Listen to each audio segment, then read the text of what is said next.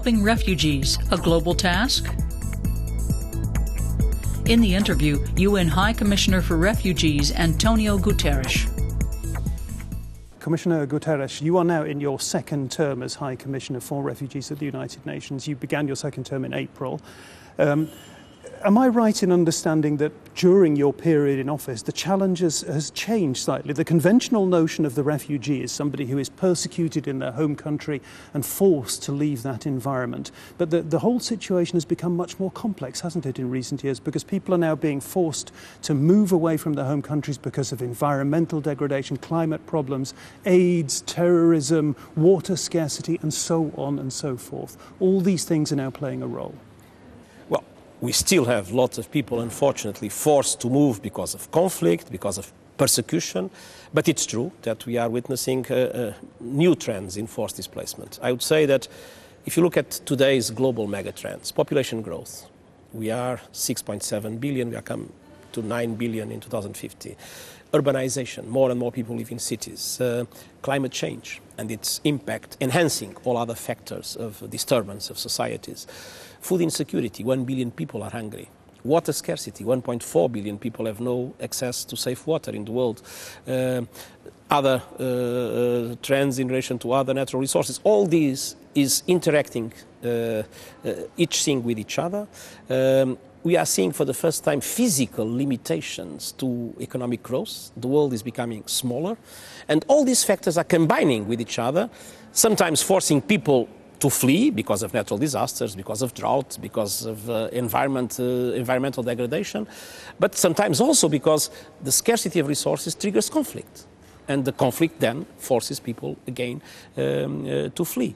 So it's a very worrying environment, and I believe the international community needs to discuss seriously how to deal with the problems of those that are forced to flee their homes and are not covered by the international framework of support to the classical refugees. Explain to me, I wanted to talk about that specifically. Why, in more detail, why is it becoming so difficult to send or to get more people back to their home countries? There is an arc of crisis. It starts in Pakistan, Afghanistan, goes to Iraq, the Middle East, the Palestinian question, and then Sudan, Chad, and then down to Somalia, the Horn of Africa, and Yemen. 2/3 of the world refugees come from this area.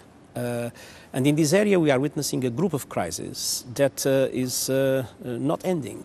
And they are becoming more and more interrelated. And they are not only dramatic from the humanitarian point of view, but they have huge implications in relation to global security. It's very important that the international community invests a lot in the political solution for this crisis. When you talk about the problems in this dire nature that you're talking about, you talk about the growing numbers of people in poor regions of the world, you talk about the increasing number of displaced people, the increasing number of refugees. Is this the way the world is today? Do we have to now accept this, that this is now and this is the future? I think it's clear that there has been a lot of discussion on climate change, for instance, but not enough discussion on the humanitarian impact of climate change and on the displacement impact of climate change. But it's true that climate change is a factor that is enhancing all other factors that are forcing people to flee. And so I do believe that the 21st century will be a century of people on the move. And I believe the international community has not yet defined the ways to cope with this challenge. The response to the dramatic evolutions we are witnessing. New forms of cooperation are necessary, new forms of partnership are necessary among countries.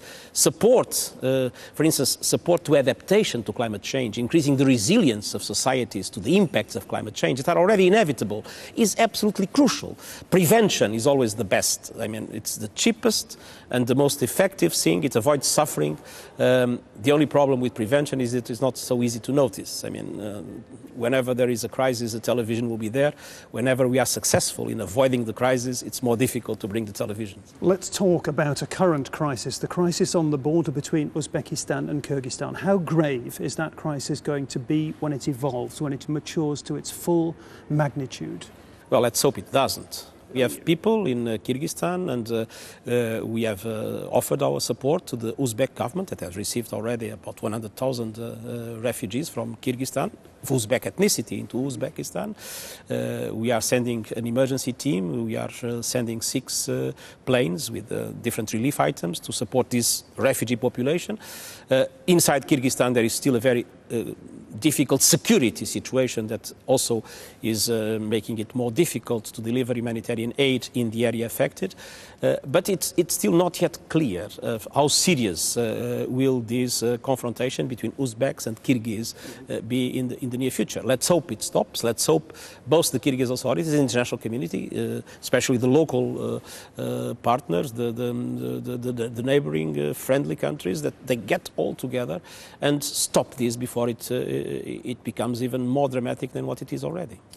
I've got to talk about the EU. When you talk about the global refugee crisis, the global crisis of displaced people, what role is the EU playing? Very often the EU and other rich countries pretend that they are bearing the brunt of the refugee flows around the world. It's simply not true, is it? 80% of the world's refugees live in the developing world.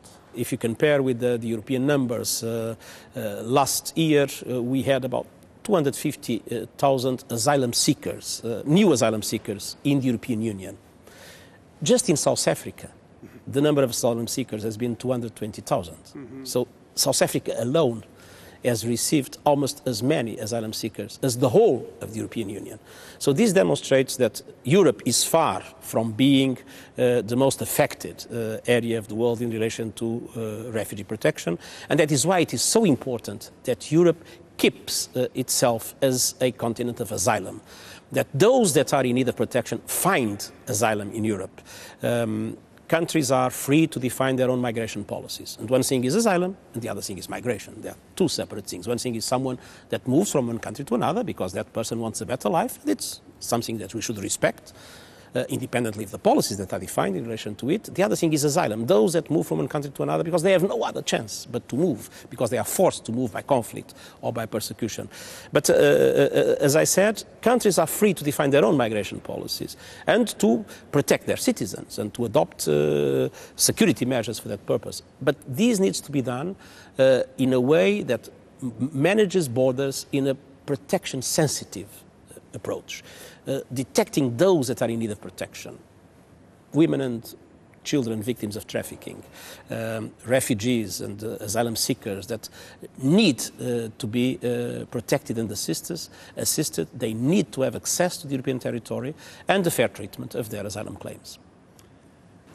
That famous publication, Forbes magazine, not too long ago, had you among its annual list of the most powerful people in the world.